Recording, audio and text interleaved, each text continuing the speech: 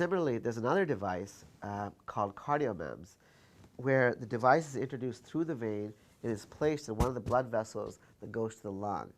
This device is used for people with heart failure. You know, the fundamental problem in people with heart failure is that there's too much fluid in the body.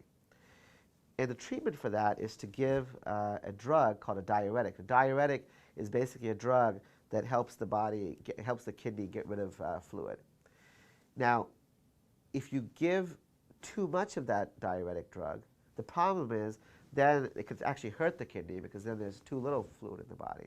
If you don't give enough, then over time the fluid starts building up to the point where the patient the patient is not getting enough oxygen, and the patient needs to be admitted to the hospital with heart failure, and that can be a complicated thing. So this little device is actually, by sitting in the blood vessel in the lung, it can monitor what the pressure is and how much fluid there is within the body.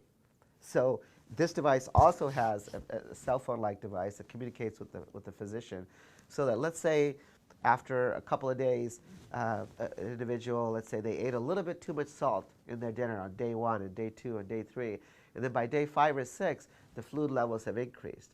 Then the doctor can recognize that based on the information from this device, tell the patient, you know, hey, let's take an extra dose of the medication to get rid of some fluid.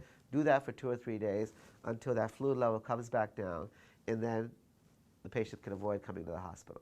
The doctor gets information from the device, so it's not a minute-by-minute thing, but basically over the course of days, it gives an idea of the fluid status. And you can see over the course of several days that the fluid status may start to increase. And when you start seeing the increase, then you say, okay, let's give the drug to get rid of the fluid. If not, then it starts getting worse really quickly, and then the patient is in bad condition. This is a way that patients, by using wireless technology, we can enable better care of patients without having to have them come to the hospital, which is a very inefficient way of diagnosing what's going on and treating.